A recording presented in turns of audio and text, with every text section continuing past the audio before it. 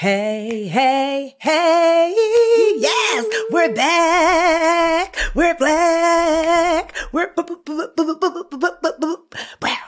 Ambition. And my voice is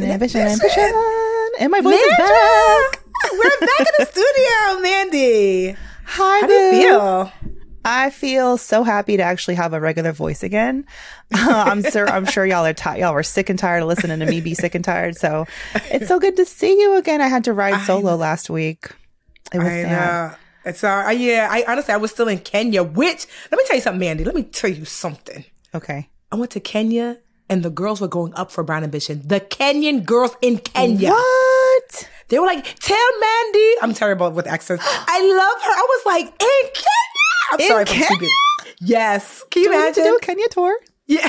When I tell you, I couldn't believe, not one, not two, I couldn't believe how many women were like, oh my God, I love you, Budgetnista. I listen to Brown Ambition all the time. I'm like, and I'm thinking like, oh, you're here on the trip with us. You live in the US, but you just happen to be Kenyan. They're like, no, I live in Kenya. I'm like, wait, you listen to Brown Ambition here on the motherland in Kenya?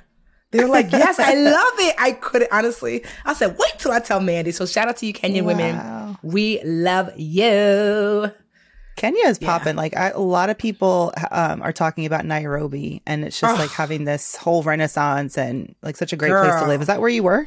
Yeah, so I was in Nairobi and also I flew to, we flew to the coast. So I went on this trip called the Safe Journey Retreat. That's done by Ijoma Kola. She is Nigerian. We actually grew up together. And her husband is Kenyan. And so she moved to Kenya after marrying him. They now live back in the States, but she went, loved it, was like, the girls have to come out here. So she has this Black woman retreat. This was their first one. And she asked me to speak. There's maybe like 4 or 5 other speakers. And but when I tell you the sisterhood, it was the perfect way to start the new year because I was there from the 1st to the 10th, so 10 days. And to be surrounded by amazing, kind, loving, funny, multifaceted Black women. So EJ herself is a PhD. So she also has this Black woman PhD community group that she started. So many of the women there were also PhDs. So these brilliant, but then, Black women, brilliant, but also like, girl, let me tell you something. It was, when I tell you everything, and then Kenya itself was, most places I go and I'm like, that was great, but I'm going to go someplace else because, time is money. But Kenya, I would go back again, so much so I would go back again this year because Nairobi was amazing. All the hotels we stayed in were amazing. We got to go to the museum. We did a safari, which was out of this world. And then we flew into Kenya to the coast. I think it started with the M, Malani. I'm saying it wrong. But that hotel, it looked like I don't even know, like a Moroccan castle. And it was right on the beach. It was just, every turn was so beautiful. Honestly, not even a 10 out of 10, a 20 out of 10. It restored, it rejuvenated. It just did all the things that I needed and more because of the holiday season, if I'm being honest, was really, really hard for me this holiday season. It really hit me that Jarrell wasn't here.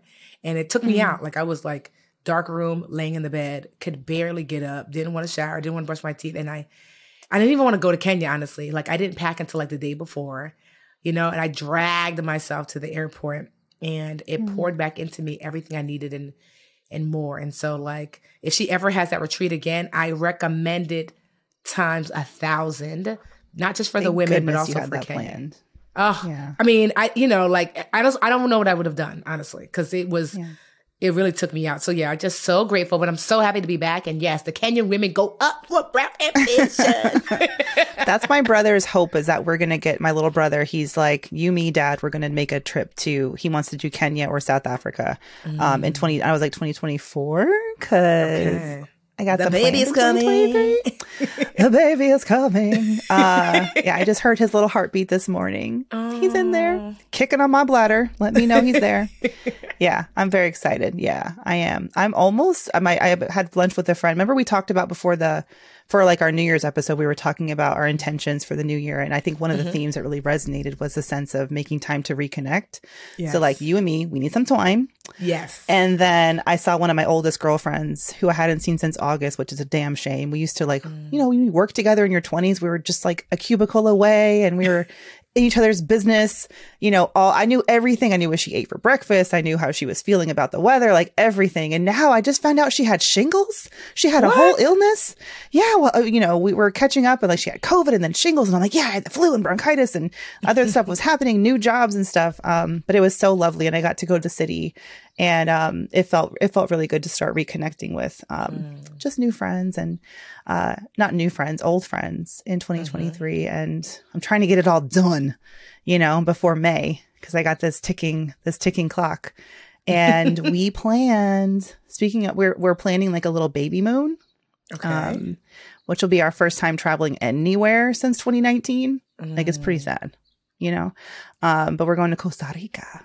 Ooh. I'm very excited. I love Costa Rica. It's very beautiful and lush.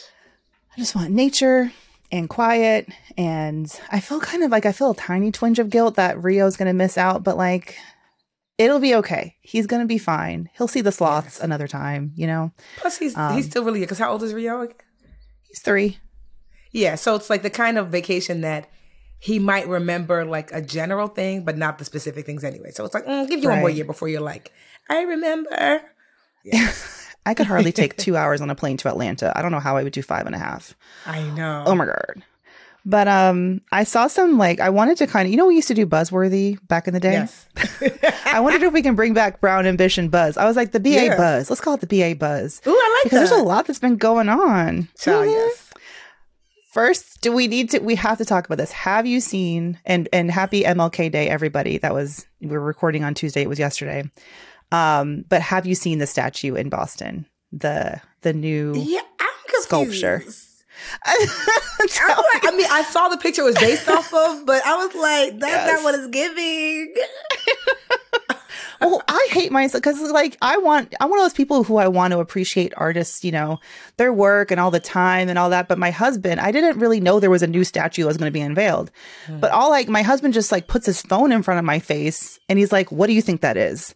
And we were potty training Rio this weekend, and all I can think of is that gold turd? Like, what am I looking at here? It was so, and then I felt so horrible when I learned what it was. But yeah, that thing, it's causing a lot of controversy. Because I'm People like, think it looks like a sexual act. Yes, I just the I'm hands so are beautiful.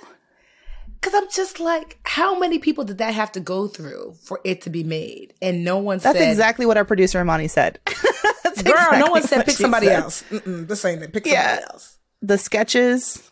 Maybe they had to make like a little mini sculpture. Of course they did. Yeah. I mean, what do you do now? You can't. There's no return policy on like this massive. It's just phallic symbol. Child, you know you was maybe you need to see it. Maybe you need to see it in person, you know, from the right angle. But why just the arms and the hands? I don't know. Why no torsos or there were heads? I don't know. Yeah, it's got to be really awkward to be an MLK descendant. I know. They probably were like, okay. Thank you. Oh boy. So we want to know y'all's thoughts on the new MLK statue. Yes. I want to be the kind of person who can find beauty in anything. And like, I just feel bad for the artist because God, like, you know, he put his whole life on hold for that. Girl. And, you know, art is in the eye of the beholder or whatever they say. Some good news though. So inflation it's gotten so bad, like the cost of groceries and especially eating out. We can't even look at DoorDash or Uber Eats without spending $75, it feels like, on just a regular meal. So I even took my butt to Costco and I was like, we're going to be buying in bulk. It's a new day. It's a new life. I'm feeling good. Oh, well, good news is that apparently customers, like consumers, we have been changing our shopping habits. Finally, it's like gotten too expensive. Okay. And businesses are finally like, okay, we're going to slow down the price hikes. And in some cases, either going back on them. But it seems like most businesses, according to the Wall Street Journal, are just ceasing, you know, additional price hikes. So hopefully a carton of eggs ain't going to cost, you know, $12 anymore. Well, we ain't eat eggs around here. That's what that means. We ain't eating them eggs. Like, we're going to have chicks in the back, like, girl, produce. That's what I'm saying. How much could it cost to have a chicken? I felt so bad. We went to Enrique's, my husband's mom's for, I don't know, like lunch the other day. And Rio loves making eggs. He's not always interested in eating them. And she got the fancy, the cage-free organic. Oh. And he made her make 4 of them joints. No. And he did not eat a single egg. And I was like, Myra, do you need $20? Like, I'll pay you back for these eggs. Rhea was like, he's one of these fancy kids. He's like, sprinkle some gold dust on it. I was like, Myra, get one of the, the blue styrofoam eggs. Girl. Like, the cheap ones. I was like, get some of them for him to play with next time. Yes. Oh, God. Oh, and then I caught a little bit of the Golden Globes just because randomly someone was like tweeting about it. But Black people, this award season in Hollywood, we racked up. Cleaning up. Have any speeches or any wins touched your heart? What? I didn't see. I mean, I'm so glad for Quinta. Quinta is really like slaying. I love that. And I love, because, I remember Quinta from, he got money from her vines. And her, from Vine, like, what? I can get butter on my popcorn? He Quinta. got money. I remember her from that. So I just love to see this for her. Of course, who does not love the incomparable Sheryl Lee Ralph, because she is fabulous. Yes. I was sad she didn't win the Golden Globe because we didn't get a Sheryl Lee Ralph speech. But then she won something else. Like it was Critics' Choice Award. Yes. Have you seen that clip that's going viral? With the one about the Kim Kardashian? No. Oh, that one too. But no, that was Golden Globes. No, this one, she's like giving the speech and she's like, it doesn't matter what anyone thinks about you. We should just play a clip because I'm not going to do her justice at all. But basically, it's like, you better love what you see in the mirror. It doesn't matter what anyone else, thinks about you. Is really moving. She's the best. Yeah, no, I love that. Honestly, I just love to see that people are getting, that people are getting appreciated while they're still here. You know what I mean?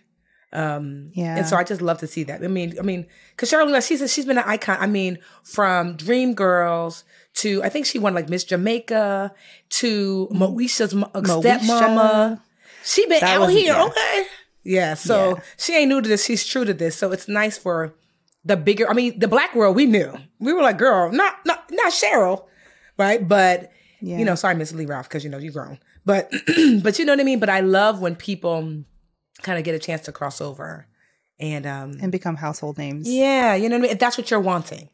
You know what I mean? Because not everyone's wanting that, but if that's what you're wanting. And so I'm loving that she's getting kind of like this turn to be seen and appreciated. So I love that. And the girls are loving, what's his name? Tyler James Williams, the guy who plays Mr. Eddie on Abbott. Yes. Do you like Abbott? I love Abbott. I don't watch TV. So. Wait. I know. You know what? Don't even shame me. We don't stream, Tiffany?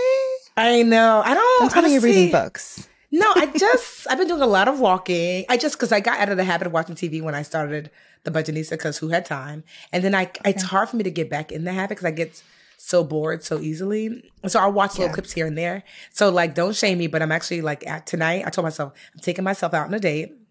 Me, myself, and I, the 3 of us. And we're going to go see Black Panther. I haven't seen it. Don't tell nobody. Oh, you haven't seen really hard. No, I haven't. Because when we need like a whole babysitter to see it. Yes. And then the times are always so inconvenient for babysitter hours. Yeah. So I'm going to go I'm waiting for it to come on streaming. I gave up. I said I was gonna, but I said, you know what, Tiffany? Go outside, girl. I said, I'm going to go outside. I said, you know what? I'm going to go. I'm actually going to treat myself to one of the dine-in theaters. Girl, we going to be fancy up in there. Ooh, I love those. Girl, so if you see me out and about and you're like, ooh, who's she with? I see 2 other people. It's myself and I. Well, damn it. So I'm going to have to cross off Below Deck discussion from my list of buzzworthy because I've been obsessed with Below Deck, y'all. It's so messy and delicious. All right. In employment news. Well, one thing I just wanted to I had a coaching session. I sometimes, this is off the record, but except for you guys, when women are let go from their jobs and if I've ever given you a coaching session, if you reach out to me, I'm probably going to offer pro bono coaching session if you've been let go. And so I met this young woman earlier today and she had been let go from a big tech company. I'm not going to put her business out there. And thousands of people were let go from this tech company. And she was so down. I mean, obviously it sucks because these layoffs have been happening, right around the holidays. And it really broke my heart because she's the third woman who I've met who was let go the same year that they made the change to that new job. And the sense of when it's hard enough to take a career risk, right? And to move new jobs and all of that.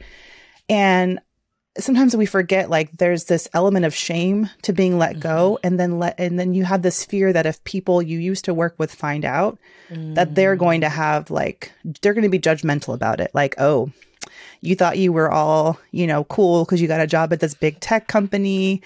And to hear her, I mean, she was getting emotional about it, because I was suggesting that she posts on LinkedIn and announces that she's open to work and all of that. But there was this, like, she really didn't want to do it. And she's just in the thick of that job search. And so it just reminded me that all these statistics about, like, layoffs, and even though the job market is still strong, there are people suffering from, like, long-term unemployment and long-term job searching out there. And so I just want to, like, acknowledge that and say, if you're feeling shame about it, I really hope that you can be compassionate for yourself. Yeah. You're so not alone. And I feel like there's so much, I was trying to tell her there's more to be gained by telling that story and sharing it, I believe, than any potential downside of maybe someone passing a judgmental, thought about you. Because I feel like if you don't share it or talk about it sometimes, how do you then open yourself up to the help and support of other people? So that was on my spirit today. Maybe I could just saving lives. I don't know if I saved her life in half an hour, but I made her cry. But you know what I mean? Like, there's just, like, sometimes you just need that person to, like, pour into you, encourage you. And so I love that you did that for her. Yeah, please. I mean, I'm coming from the person who quit a job, didn't take a job, came back 6 months later begging for the same job, got the job, got a new job, and quit a month later, and then got laid off from that job that she quit for. That's my story. Okay. So don't talk to, like, I've been there. I've taken the risks. I've fallen on my ass, and I'm like, it's okay. It's okay. All right. And our last little news nugget is that, have you heard, what non-competes are? You probably do, because you probably have. Yeah. We do. So the FTC, yeah. And, like, non-competes for employees, they can really stop you from being able to work for other big places or, like, navigate your career strategically, because your company may have a non-compete saying you can't work for any other firm that's like ours. And if you do, really specific work, that could limit your opportunities. So the FTC, good news, the FTC is, like, pushing to ban non-competes. And employers are losing their damn minds. Well, here's my take. I mean, I can see, like, not if you're not working for me anymore, okay, but I don't want someone who is simultaneously, because sometimes people have side hustles, which I encourage, but don't side hustle with, like, although I'm not going to say I have a competitor or whatever, you know what I mean? So, because that's not really, but you know what I mean? Because there are definitely some points where I'm just like, yeah. Peers. So I wouldn't want someone working with me and then also working with someone, you know what? That's actually true. For example, Tracy, my publicist, came to me and said, hey, Tiffany, I've got this potential client. She reached out to me, wants to work with me. But she asked, would this compete with your client, the Budgetnista? And I was like, probably not, because Tracy has worked with other financial brands before. But then when she described the woman, I was like, actually, that is what I do. Because, for example, she's worked with people who only talk about investing. No problem. Because I might cover it lightly, but I'm not the investinista. I'm more of if I'm going to be on TV or whatever, as far as a publicist is concerned, I'm a generalist. People have me come on, a little bit of credit, a little bit of this, a little bit of that, And so if someone is highly specialized in a thing, then no, that's not a compete, even if it's personal finance, or, like, let's just say, for example, she worked with Tanya from, I forget what it was called before, but she has, like, a kids app, a kids and money app. I forget. It was called something else before, but it has a new name now. Anyway, Tanya Vancourt. She's got this awesome app that helps kids, like, save money and put money away, whatever. So even though Tanya has financial education, but it's she's specifically for kids and the specific apps, no problem. But like I said, this other person was really kind of like a generalist. And after when she was describing it, because I told her, I said, you have to think to yourself, if you're going to pitch her, how are you pitching her? Is it for a specific thing, or is it for she can do what Tiffany does, basically? And so we both talked about it. And I was like, I'm glad that woman, had the wherewithal, was like, think about it before we move forward. And I was just like, oh, yeah, no. Yeah, because to her, credit, like she also would want a publicist who can focus on her pitching her. Yes. And Tracy, I mean, not only is she your publisher, she's also your sister. And I'm like, yes, she's going to say the juicy bits for Tiff. Girl, I know, but she hates when I say it. Because I'm a real publicist. People just think that. I'm like, I know, girl, whatever. But, you know, because you're right. Because here's the thing. If I'm being honest, if she's going to pitch, you know, who is she pitching? You know, like, if they're pitching the both of us, you know, not to flex, but I've been doing it longer. So to today's show, it's going to be like Tiffany that we just had on a couple weeks ago. Yeah, Tiffany. You know what I mean? It wouldn't actually be fair to her because if she's going to pitch, you know. So, yeah. So I just thought that was really, you know, like that. I mean, I'm not opposed to non-competes. If it's like you are currently working with me, I don't think that you should be working with someone who does the exact same thing. But if you're not currently working with me, then, you know, like, girl, that's your business, you know? Right. But it's about that, like, trade secret. I mean, how can you stop people from sharing what they learned at a Facebook with a Snapchat, you know, if they go? You can't. Yeah. So it's all that. So I was like, I wonder what, because that's like the golden handcuffs a little bit. That's why they give you like sweet equity and stuff. And then they have the non-compete, which is like it's like carrot and the stick a little bit. That's the stick. Yes. Like, if you leave us, we're going to come for you. And you have seen people get sued, you know, and lost their jobs because they got a new job. And then they're like, oh, we don't want to go against that big corporation. Yeah. You know, it's a fight for you. I think there should be some moderation with it because I can understand as a company, you know, because I mean, I had somebody on my team that was doing that, secretly working for like someone who did the exact same thing and feeding them everything we were doing. But what she didn't know is sauce sold separately.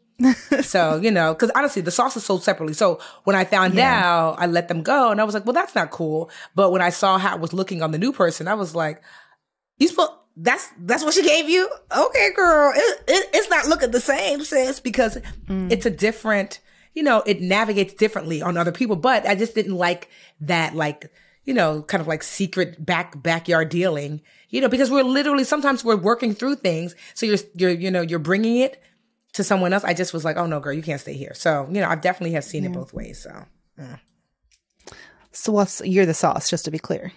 Sold separately. Hey, BA fam, this message is sponsored by Discover. Did you know you could reduce the number of unwanted calls and emails with online privacy protection, the latest innovation from Discover? Discover will help regularly remove your personal info, like your name and address, from 10 popular people search websites that could sell your data. And they'll do it for free. Activate in the Discover app. See terms and learn more at discover.com/online privacy protection. Hey, BA fam, this show is sponsored by BetterHelp. When you're at your best, you can do great things. But honestly, sometimes life gets you bogged down and you just feel overwhelmed or like you're not showing up in the way that you want to. Working with a therapist can help you get closer to the best version of yourself because when you feel empowered, you're more prepared to take on everything life throws at you. And who couldn't use a few better coping skills to be able to handle all of life's curveballs? If you're thinking of giving therapy a try, BetterHelp is a great option. It's convenient, flexible, affordable, and entirely online, which is my favorite part. Just fill out a brief questionnaire to get matched with a licensed therapist and switch therapists anytime for no additional charge. BetterHelp can help you be the best you possible. Try it today. If you want to live a more empowered life, therapy can get you there. Visit betterhelp.com/brownambition today to get 10% off your first month. That's BetterHelp, HELP.com/brownambition. And we're back. And we're black. Time for a boost to break. Okay. I forgot the song already. I thought you were bringing us into a new year with a new beat. Girl, I forgot the song. Are we going to boost? I was talking about, are we going to break? Right? Look at me, right? Oh, okay. Boost or break. Are we gonna boost? Are we gonna break? Which way are you gonna take? Girl, I don't remember. Either way, you know, we boosting, we breaking. You want to go first, second, Mandra? How you feeling? I want you to go first, but I got my boost. Okay, I have a boost too. So one of the things we did in Kenya that was so transformative for me, because the whole trip was amazing, is that we did a service project at this place called Wings for Hope. I think that's what it's called. Yes. Wings for Hope. And it was a a shelter of some sort, but like a compound. It was like a series of buildings for young teen moms. Some of the girls were as young as 12 years old and pregnant. You know, all of them obviously have been taken advantage of. Because, you know, you can't be 12 and consenting to whom, you know? But honestly, most of them had been, all of them had been kind of disowned or thrown away by their family as a result of the pregnancy. And some of them were even, you know, taken advantage of. And this is just, I mean, you might want to fast forward if this is going to be triggering. I should have had a trigger warning. But had been taken advantage of by their own fathers and were carrying their father's babies. It was really heavy. And I was just like, I mean, you know, 11, 12, 13, and so when I was there, I mean, we were all fighting tears because it just was so heavy. And the angels that run, it's a husband and wife, they met while kind of doing the work. The wife was a nurse, and she said that babies would come into the hospital that had been found thrown away in trash bags, hidden in bushes. Yeah. And she was like, where are this now? Yes. Oh, I'm sorry, Mandi. Yes. And she just was like, It's okay. But where are these babies coming from? And so as they started to, like, the husband was volunteering at the hospital. Well, it was at the time, it was just a guy, you know, like volunteering at the hospital. And she after doing more research, she found out that it was these young teen girls that were doing this. That the large majority of these babies that were coming to the hospital were as a result of these young girls who were like, I don't know what to do. I'm terrified. 12. Yeah. So she said, which I think is so beautiful, how do we solve the issue? It's not just like taking care of the baby that when it gets here, can we take care of that girl?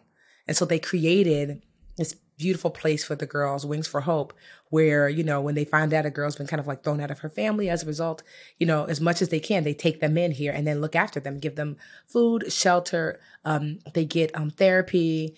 They get, you know, education. They pay for school. They do all these things. And based upon all like donations and things. And so one of the reasons why I said Kenya was restorative is because before I left, like I said, I was drowning in the grief.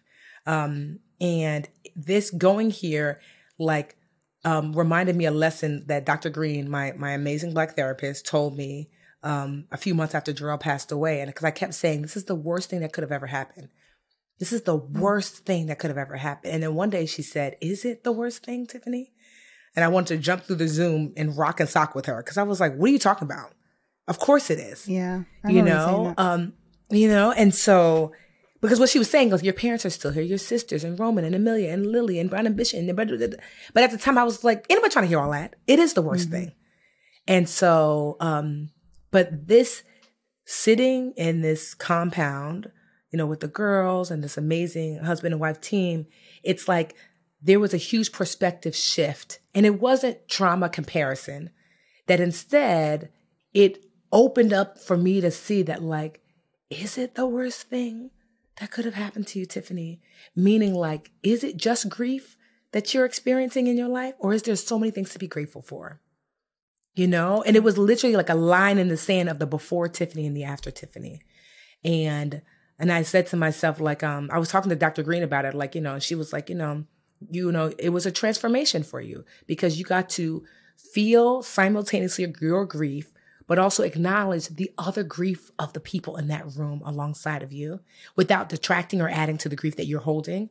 And then on the third part, I was like, what can we do to help? And so one of the best ways for anyone to kind of get out of their situation is always education.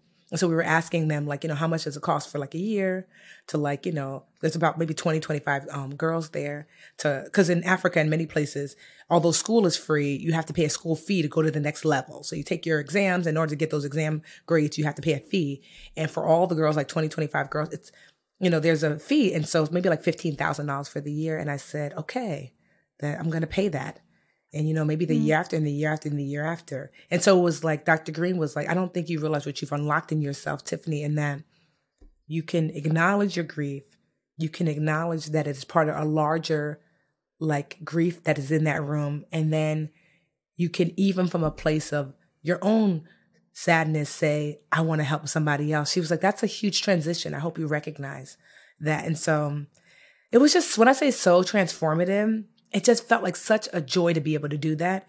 And so I just, yeah, like I'm hoping that Wings for Hope will like start like cause they're a nonprofit in Kenya. They're not based in the United States. And hoping they'll have like like some sort of arm here so people can donate and give. So I exchanged emails with the oldest girl there. Her name is Sarah. She's in school, in college. Meanwhile, Sarah is 20. She has a 7-year-old, Wow. and but I could see the joy in her.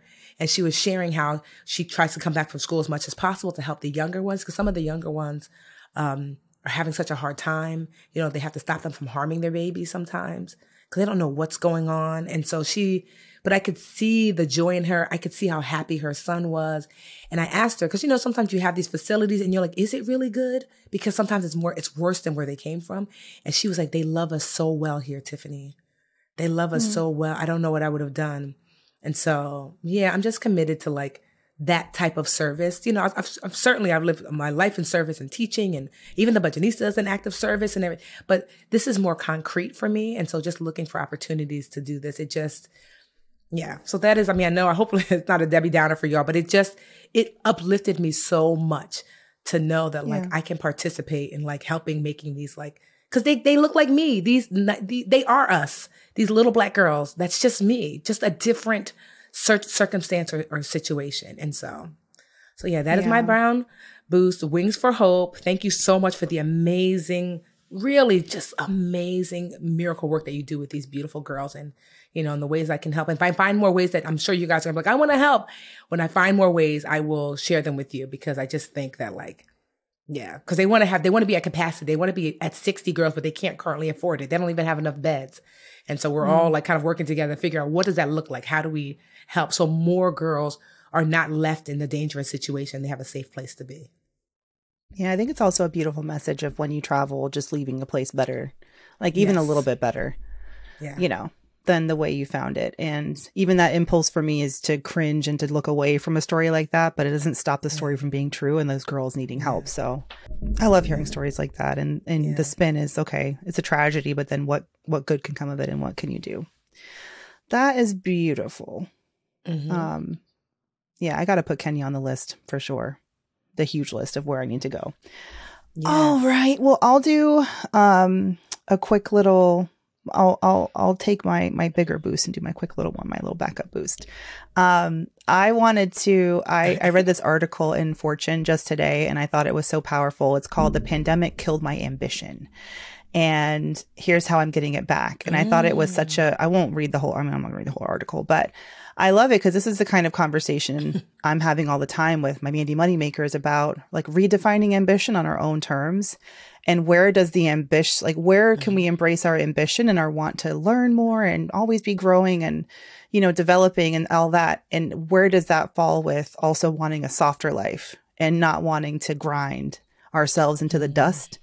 And I'm just happy to see an article like this, and we'll post a link in the show notes, because I feel like this is it. It's really up to us how we define ambition. And I mean, for a show called Brown Ambition, what I hope is we can define it in such a way that it gives you time to reflect on what it is that you're striving for, and not just what, but why, like the why behind why you're ambitious about a certain opportunity or a certain, moving up in a certain way, and just taking time to reflect. And, in personally, like when I approach 2023, I do have these big goals for Mandi Money, and I feel this ticking clock of there's a baby coming and I got a lot of shit to do before I go on maternity leave and all of that.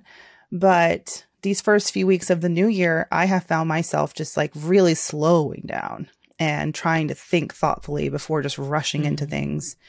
And just trying to be intentional about what it is that I'm doing, instead of just going all in, burning myself out so that I can skate across the finish line into the labor and delivery room and be like, thank God I have a break, not a free stay at a hospital. I don't want to be like that. I want to have some energy left, for having two little ones at home. So I'll post a link to that. But if you're struggling with that, I feel like if you're struggling with the idea of how can I be ambitious, but still want that softer life, I think this is a great article to read. And then start redefining that for yourself. I love that. I feel like that's the space I would say. I was telling the girls at in Kenya, the other retreat members, I said, I'm in my Sade era right about now. Like I used to be in my Beyonce era. So, Beyonce was like, girl, I'm trying to be an icon. Whatever it takes, girl, the grind, the work, I'm like, we off that. for me anyway. Yeah. So I'm in my Sade era. So if you know anything about Sade, she literally comes out with an album every 7 to 15 years. Yeah. Like she literally would be like, here's a little something, go about your business. And then she will go back to wherever she's living her best life. Because Sade is 60, but skin glowing. She just looks beautiful. She looks well rested, like she minds her business and drinks water, you know? And so that's the space that I'm in now, that I don't have the desire to be ambitious anymore in the traditional sense, you know? Yeah.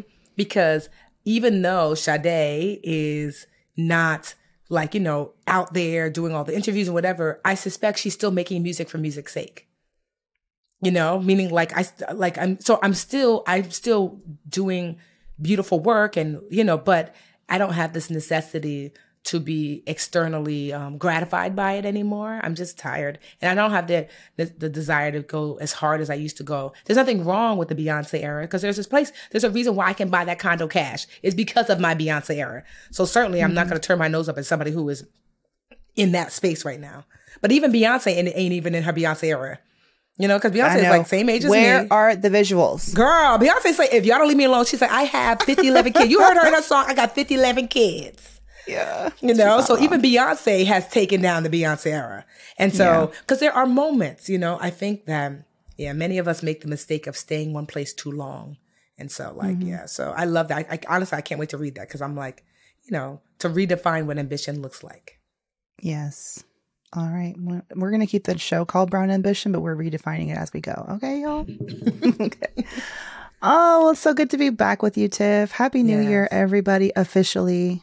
Yes. And we'll see y'all next week. We'll see you Friday for BA Q&A. Bye. Hey, BA fam. We're on YouTube. Woohoo! Thank you so much for watching. Please like this video and subscribe to the channel. And while you're at it, why don't you go over to that little bell icon and just tap that for us. Show the BA fam how much you love us. And that way you'll also get notifications when new videos drop.